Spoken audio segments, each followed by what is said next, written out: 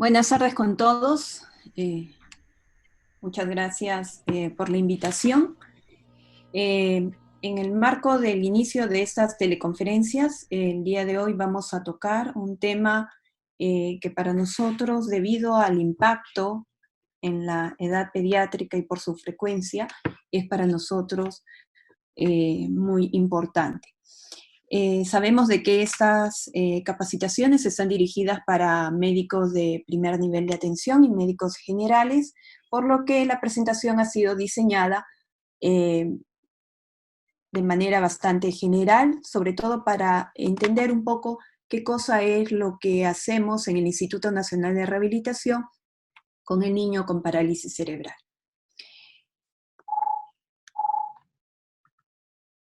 Muy bien, esto es el índice de lo que vamos a tratar. Vamos a hablar un poco sobre la definición, epidemiología, fisiopatología, factores de riesgo, clasificación, diagnóstico, trastornos asociados, intervención, pronóstico y conclusiones. Muy bien. ¿Qué es la parálisis cerebral? La parálisis cerebral es un término general, es un término sombrilla que le hablamos, en las cuales se involucran una serie de síndromes en las cuales va a existir un deterioro motor no progresivo, que se va a dar debido a lesiones en el cerebro durante una etapa en desarrollo. Sin embargo, esta definición es bastante general. En realidad, por muchos años llevó a mucha confusión, y es así como aproximadamente hace 15 años, en el 2004, un poquito más de 15 años, hubo un consenso, una reunión internacional con expertos en el manejo de parálisis cerebral con muchas especialidades, y se llegó a este consenso. Entonces, la parálisis cerebral es un grupo de desórdenes en las cuales existe una alteración en el movimiento y la postura que van a generar limitaciones en las actividades. Va a ser no progresivo y que ocurre en un cerebro fetal o infantil. Es de tipo permanente. La parálisis cerebral se va a acompañar con alteraciones en la sensibilidad, percepción, cognición, comunicación, conducta. Va a haber síndromes convulsivos asociados y o problemas musculoesqueléticos secundarios.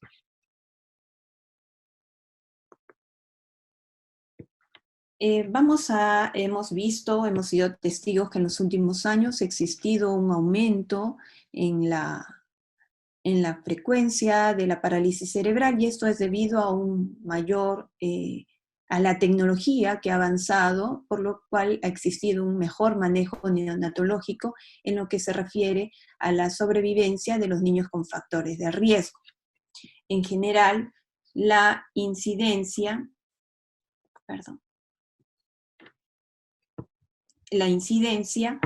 a nivel mundial está de 2 a 2.5. En Estados Unidos tenemos una presencia de 10.000 niños que nacen o que presentan parálisis cerebral al año, y en el Perú se hizo un único estudio de prevalencia por allá por el año 1993, en las cuales nos arrojó de un 5.2% en nuestro país. Tenemos que tener en cuenta que la parálisis cerebral es la causa más frecuente de discapacidad motora en la edad pediátrica. Es mucho más frecuente que se encuentre parálisis cerebral en aquellos niños que han nacido con muy bajo peso y baja edad gestacional. Los informes también de la Organización Mundial de la Salud nos refieren de que todos los años más de 1 millón de niños van a sobrevivir a la asfixia en el nacimiento, y esto va a condicionar a que se presenten diagnósticos como parálisis cerebral, niños que van a tener alteraciones en el aprendizaje y otras discapacidades. Un poco en forma de revisión general, vamos a ver de que existen 4 mecanismos de acción o mecanismos fisiopatológicos en los cuales va a provocar alteración a nivel cerebral en estos niños. Uno es la leucomalacia periventricular o daño en la materia blanca. Generalmente cualquier alteración, agresión, daño que se dé en un cerebro entre la semana 26 y 34 va a alterarla, va a generar un daño en la sustancia blanca periventricular. Este tipo de daño generalmente va a ser más frecuente en niños prematuros. También se presentan las famosas disginesias o alteraciones en la migración, también van a contribuir con la fisiopatología en la presencia del daño cerebral. Esto generalmente vamos a ver que se puede desarrollar en las primeras 20 semanas de gestación. Tenemos la parálisis, las hemorragias intracerebrales también o intracranianas, ya sean por accidentes cerebrovasculares, alteraciones, malformaciones en los vasos sanguíneos, alteraciones en la coagulación. Acá generalmente se van a presentar en las enfermedades hipertensivas maternas y en infecciones maternas, sobre todo en la enfermedad inflamatoria pélvica.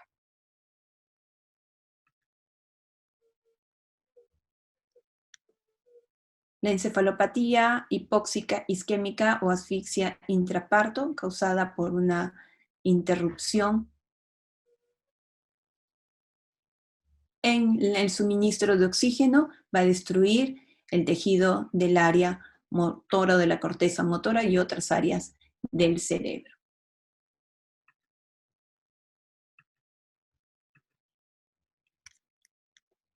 Muy bien, tenemos que tomar en cuenta, y esto es muy importante, eso es una de las partes, creo, medulares de esta presentación para médicos generales y de primer nivel de atención.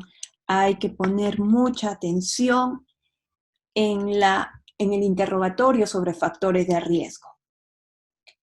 En la parálisis cerebral no existe una sola causa, sino más bien es el resultado de vías causales que pueden provocar o acelerar la lesión del cerebro en desarrollo.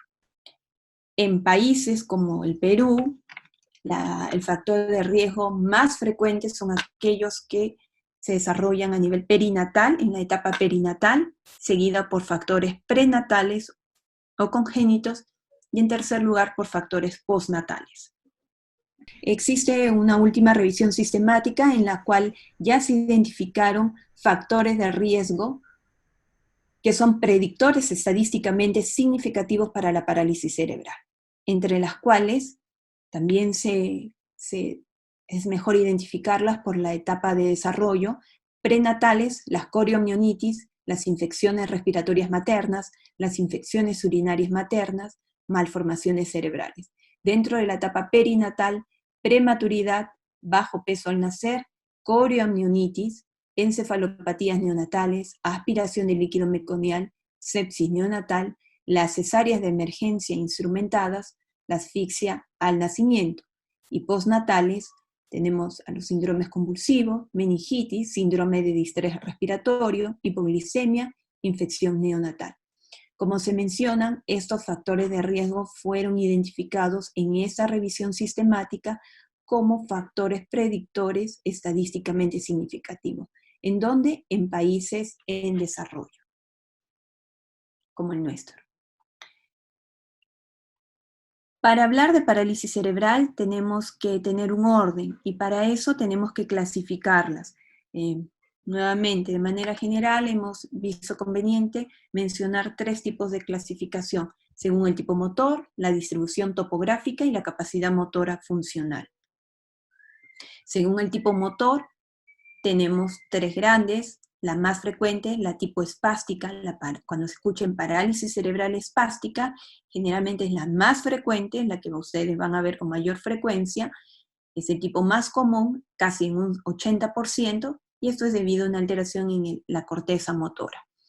Luego tenemos a las parálisis cerebrales discinéticas, distónicas, en un 6%, en las cuales ha existido una alteración en los ganglios basales. También tenemos las atáxicas, en las cuales existe una alteración a nivel del cerebro. Y también tenemos las mixtas, en las cuales pueden existir una alteración de las mencionadas arriba. Actualmente, cuando hablemos de parálisis cerebral, según la distribución motora, vamos a hablar o son de tipo unilateral o bilateral. Si estamos hablando unilateral, nos referimos a las semiplejías, a las semiparesias, a las monoplejías. Si hablamos de parálisis cerebral bilateral, es cuando ya está comprometido, ya sea las 4 extremidades, ya sea 3 extremidades, o ya sea 4 extremidades a predominio de miembros inferiores. Esa es la llamada diplejía o diparesia. Para nosotros en medicina de rehabilitación es importante, vital, hablar sobre la habilidad funcional motora. Nuevamente, para fines didácticos, solamente he seleccionado 3 grandes escalas que son de lenguaje frecuente a nivel de la comunidad internacional en rehabilitación. Podríamos compararlo como que es el apellido de la parálisis cerebral. ¿Quiénes nos dan estas características? 3 grandes escalas. La escala de clasificación de función motora gruesa, la famosa GMFC, en las cuales clasifican a los niños con parálisis cerebral en 5 niveles, siendo el nivel 5 el más severo. Para entender, el nivel 1 son aquellos niños que caminan sin limitaciones, nivel 2 son aquellos niños que caminan pero ya con limitaciones, el nivel 3 son niños que ya utilizan algún tipo de dispositivo de movilidad, nivel 4 ya existen limitaciones para su propia movilidad y necesita ser transportado por otra persona ya en forma permanente, y 5 cuando ya no realiza la actividad. Tenemos la clasificación de habilidad manuales también de 5 tipos, de nivel 1 y nivel 5. Nivel 1 es leve y nivel 5 son los más severos, y lo mismo pasa con la clasificación de la comunicación, del sistema de función de la comunicación, 5 niveles también. Estas 3 escalas fueron hechas para niños con parálisis cerebral para poder tener un mejor entendimiento de qué nivel estamos hablando en los niños, a nivel de funcionamiento. Es así como clasificamos la parálisis cerebral. Pero ¿cómo llegamos al diagnóstico? Es fundamental, vital, hacer un diagnóstico temprano, en el primer año de vida. Sin embargo, eso también va a significar que existen muchas dificultades, ya que un niño pequeñito, menos de un año, no va a tener una clínica florida de alteraciones en la espasticidad, no vamos a encontrar esos movimientos atetóxicos ni atáxicos, pero sí vamos a tener en consideración algunas características que vamos a mencionar, por lo que se llega a la conclusión de que el diagnóstico de la parálisis cerebral es clínico. Entonces, ¿qué cosa tenemos que tener en cuenta? Desde nuestra anamnesis, cuando recibimos al niño, considerar los factores de riesgo, los antecedentes de riesgo. Es muy importante preguntar a la mamá y tener en consideración también esos factores mencionados. También preguntar sobre los hitos del desarrollo psicomotor. Para eso, sabemos que el Perú tiene una herramienta muy importante que es el Test Peruano de Desarrollo Psicomotor. En la anamnesis, entonces, vamos a tener 2 grandes aspectos: los factores, la identificación de los factores de riesgo, y también la información de la madre si existe una alteración o un desfase a nivel del desarrollo psicomotor. Al examen clínico vamos a encontrar a nivel del examen neurológico una clínica bastante florida, alteraciones en retraso en el osito del desarrollo psicomotor, vamos a ver también presencia de actividad refleja primitiva. Se está también en esos últimos tiempos, dando importancia a la manifestación temprana de patrones motores anormales que se van a considerar como predictores de parálisis cerebral. Estos son los movimientos predictores de Preche. Clínica. Va a haber un retraso del desarrollo psicomotor, sobre todo el área motora. Vamos a presenciar patrones anormales de movimiento. Va a continuar o persistir los reflejos primarios y vamos a tener alteraciones del tono muscular. Nuevamente, el diagnóstico de la parálisis cerebral es clínico. Y entonces, ¿para qué nos sirven los exámenes de neurodiagnóstico? Van a tener como finalidad determinar la magnitud y localizar el daño. Y también descartar causas progresivas, que vamos a verlo en el diagnósticos diferenciales. Y detectar si existen trastornos asociados y o complicaciones. Dentro de ellos está la resonancia magnética cerebral, la STEM, los electroencefalogramas, el screening metabólico. Para descartar que exista trastornos asociados, tenemos las radiografías o ecografías de cadera, los potenciales evocados visuales y auditivos, estudios de succión, deglución, estudios del reflejo gastroesofágico, estudios nutricionales y densitometrías óseas. Como todo diagnóstico, los médicos sabemos que tiene que haber un diagnóstico diferencial. Hay que excluir otras patologías, en este caso progresivas. Sabemos de que la parálisis cerebral, si bien es cierto, es permanente, pero no es progresiva. Tenemos que descartar lesiones tumorales, encefálicas ocupantes de espacio, trastornos neurodegenerativos, lesiones de médula espinal, enfermedades neuromusculares y errores innatos del metabolismo. Habíamos hablado, la parálisis cerebral es un trastorno motor, pero también es muy frecuente que se asocie síndromes convulsivos, hasta un 30%, sobre todo en los primeros años de vida, déficits visuales, ya sea por alteración de los músculos oculomotores o por también una inmadurez o una atrofia del nervio óptico.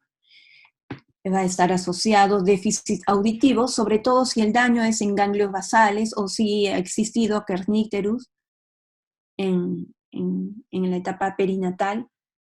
También puede estar asociado déficit intelectuales, trastornos del lenguaje y del habla, también ya sea por misma alteración motora, la disartria, ya sea por asociaciones a deficiencias intelectuales, ya sea que el niño presente una hipoacusia o sordera, o también por presencia de factores ambientales que no contribuyen a un desarrollo del lenguaje adecuado.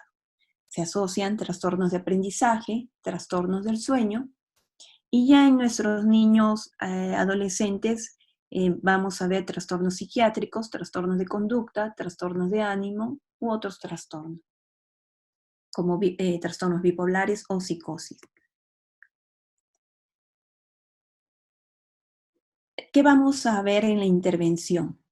Es lograr el máximo nivel de independencia o autonomía.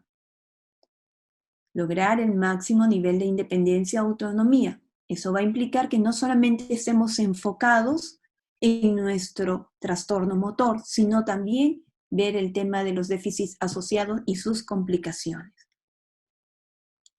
Para esto, ya también la OMS, a través de la Clasificación Internacional del Funcionamiento, Discapacidad y Salud, nos ha brindado una guía para la evaluación.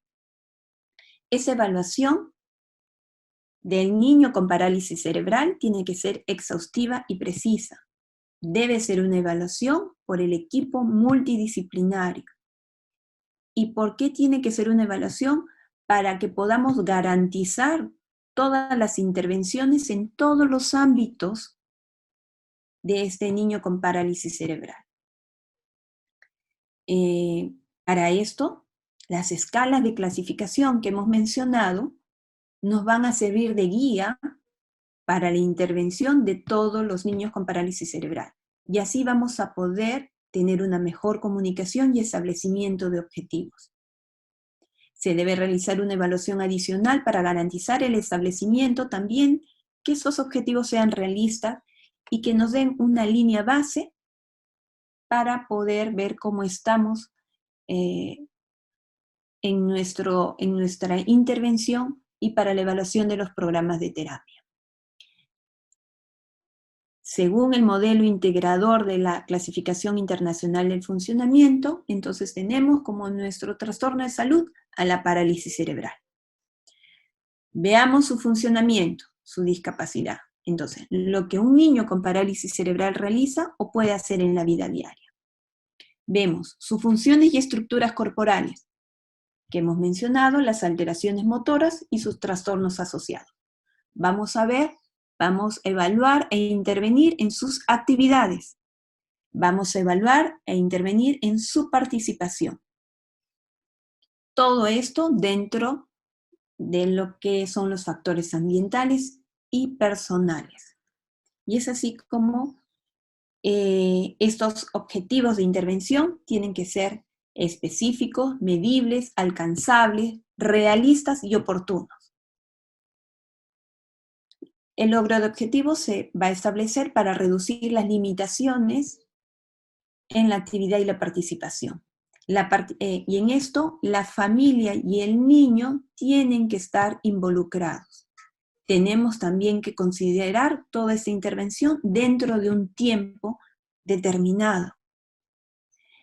La realización de terapias por años y años ya no se está considerando. Los objetivos se pueden realizar en todas las áreas de intervención. Por ejemplo, podemos tener objetivos, ya sea si queremos aplicar un procedimiento médico, como la aplicación de toxina botulínica, ya sea que queremos establecer un objetivo, si queremos hacer ya una corrección quirúrgica, si así el médico lo determina. Y para esto tenemos también una escala que se está utilizando a nivel internacional, que es la escala de logro de metas o la escala de GAS. Muy bien, entonces la intervención vamos a tener dentro de logro de objetivos la terapia motricidad. Vamos a ver, trabajar a nivel de la prevención de repercusiones secundarias, adquisición y aumento de funcionalidad, enfocarnos al tratamiento de trastornos asociados, al desarrollo de actividades manuales y al de, finalmente, inclusión escolar.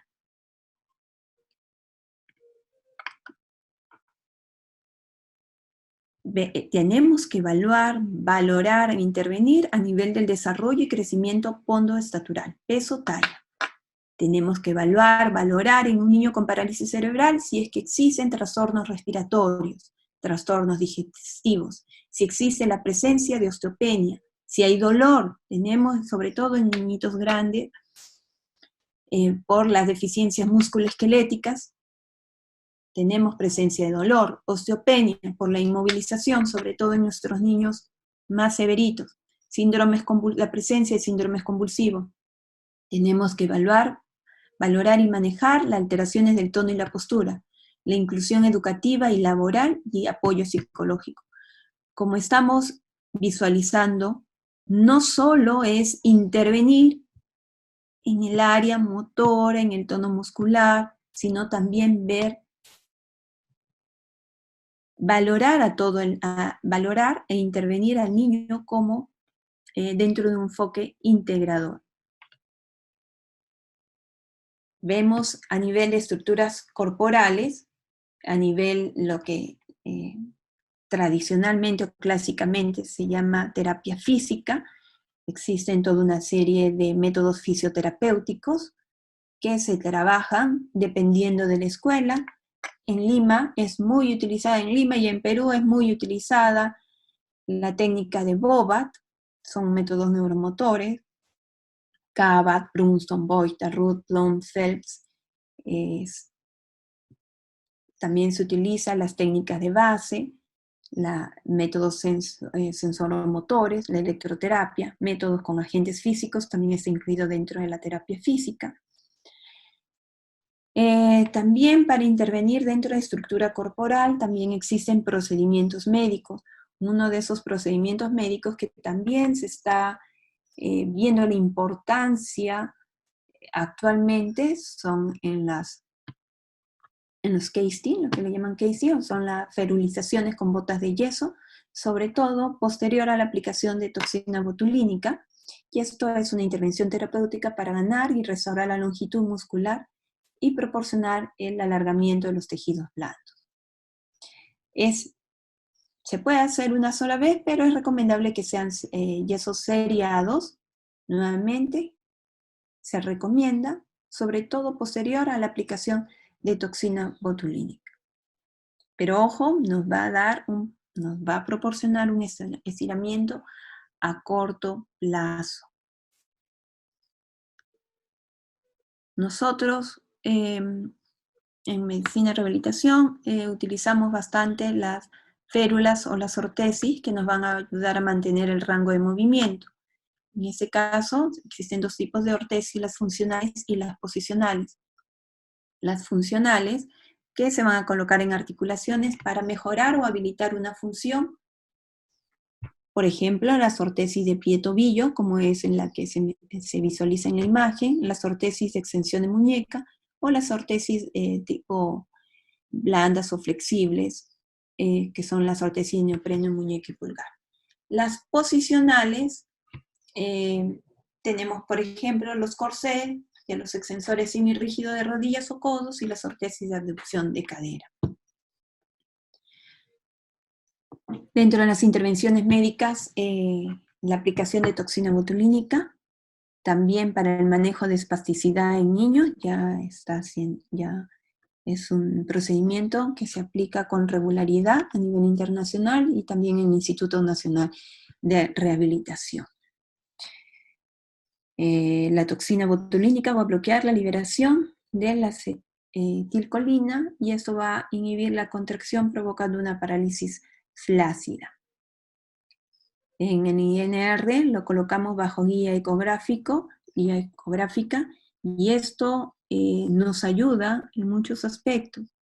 Nos ayuda a minimizar el periodo de la aplicación, pero sobre todo tenemos la seguridad de que la toxina está en el músculo que hemos valorado para disminuir el tono.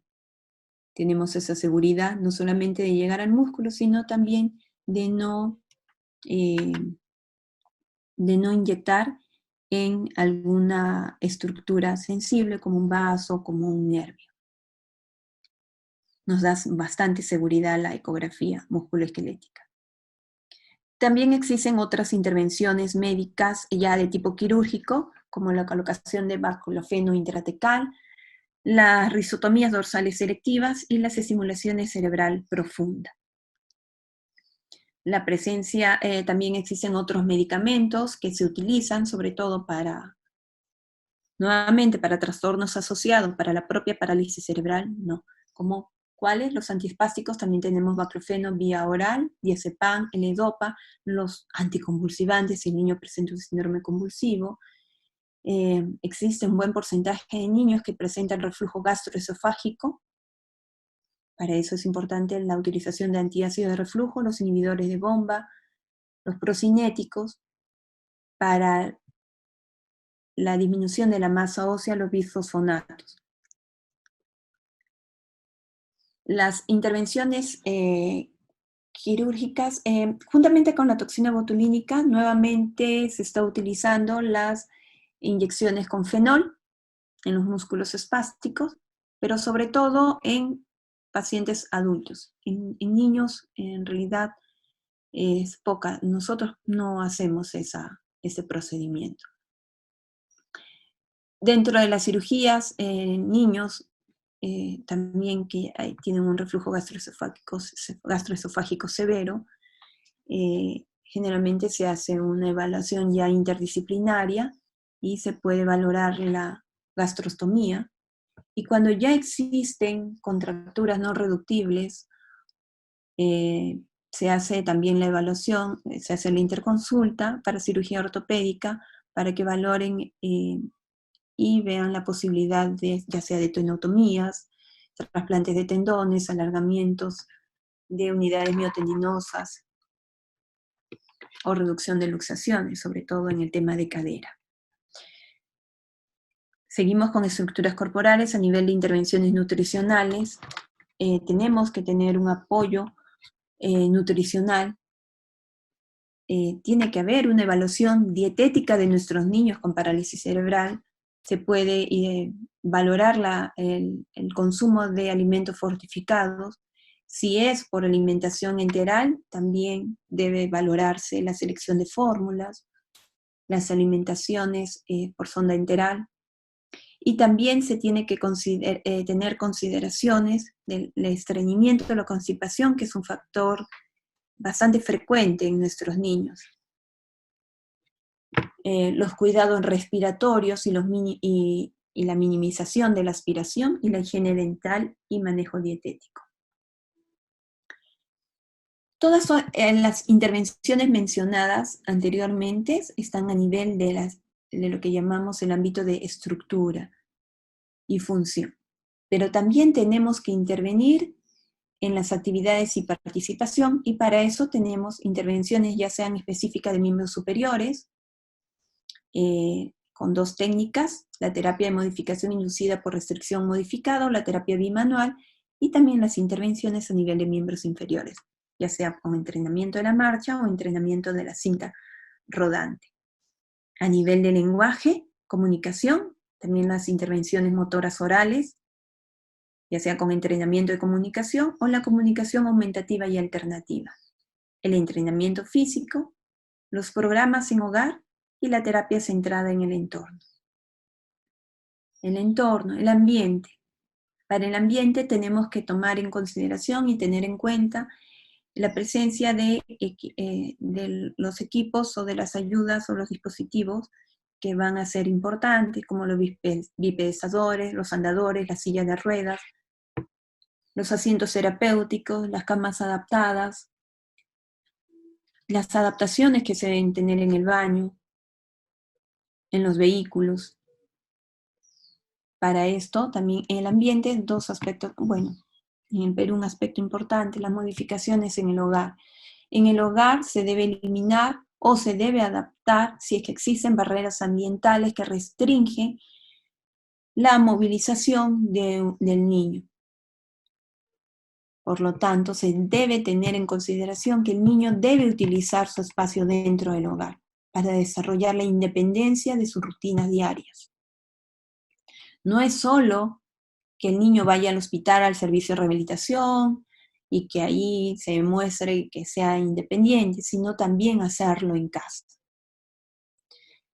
Y acá en el Perú poco se ve, pero también hay que tener en consideración las modificaciones en vehículos que se debe enfocar en transportar a un niño con parálisis cerebral con todas las consideraciones de comodidad, seguridad y posicionamiento. También existen las intervenciones adjuntas,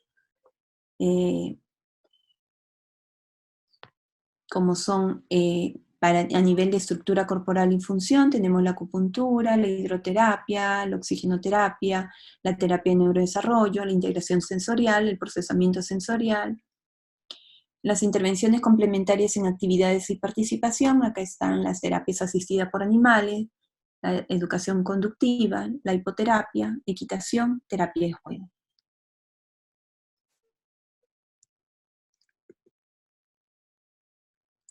Muy bien, en cuanto al pronóstico, cuanto más grave sea el deterioro físico, funcional o cognitivo del niño, mayor será la posibilidad de dificultades para caminar. Si un niño puede sentarse a los 2 años, es probable, pero no seguro, que pueda caminar sin ayuda a los 6 años. Si un niño no puede sentarse o rodar a los 2 años, es poco probable que pueda caminar sin ayuda. Cuanto más grave sea el deterioro físico, funcional o cognitivo del niño, mayor será la probabilidad de reducir la esperanza de vida. Existe una fuerte asociación entre reducción de esperanza de vida y la necesidad de la alimentación por sonda enteral, pero eso refleja la gravedad de las dificultades, ya sea para tragar, y no se debe a la intervención. Como conclusiones, tenemos que tener en cuenta que la parálisis cerebral es el trastorno neuromotor más frecuente que produce discapacidad motora en la etapa infantil. El diagnóstico temprano y preciso es importante, ya que nos va a permitir un acceso rápido a la intervención temprana durante los periodos críticos. En los médicos existe un imperativo ético para garantizar el acceso a la intervención específica de parálisis cerebral lo más antes posible. Los niños con parálisis cerebral más leve son los más sensibles al entrenamiento motor temprano, y el diagnóstico temprano es crucial para optimizar los resultados y prevenir complicaciones. Por lo que nuestros médicos de primer nivel de atención van a desempeñar un rol muy importante en la identificación temprana de los recién nacidos con riesgo para parálisis cerebral, de los cuales a ellos les va a llegar un buen número de niños recién nacidos que no han estado bajo el cuidado de un neonatólogo. Cuando un bebé se presenta con movimiento atípico o retraso en el desarrollo psicomotor, es importante tener un historial clínico completo y realizar investigaciones utilizando herramientas sensibles y específicas. El término alto riesgo de parálisis cerebral se puede dar antes de la confirmación final de un diagnóstico para que pueda comenzar la intervención temprana, y un diagnóstico precoz de parálisis cerebral permite una intervención temprana. Siempre en rehabilitación trabajamos en equipo multidisciplinario.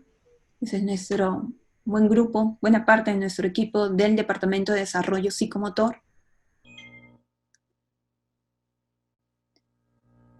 Esas son diferentes actividades, a la izquierda, diferentes actividades que se realizan, ya sea individual o grupal, en el INR. Ahí tenemos a dos niños de nosotros, una nena y Luis Daniel. La conclusión final, nuevamente nuestro público, ya sea los médicos generales o los médicos de primer nivel de atención. Doctores, en realidad en ustedes está la captación de nuestros niños que pueden tener alto riesgo para parálisis cerebral. Es importante, nuevamente, utilizar nuestro criterio clínico, nuestra anamnesis para identificar los factores de riesgo y la derivación oportuna. La parálisis cerebral tiene muchas consecuencias, no solamente a nivel de personal de niños, sino también de la familia y también de la sociedad. Por lo que esta cadena en la cual todos estamos inmersos, ustedes como médicos de primer nivel de atención inician y empiezan. Y bueno, lo que queremos es dar una atención oportuna a un niño con parálisis cerebral. Y bueno, para eso también tenemos al Instituto Nacional de Rehabilitación como un ente en la cual, como una institución especializada ya en los niños con estas discapacidades, ya sean moderadas o complejas, que estamos al servicio de todo el sistema de salud.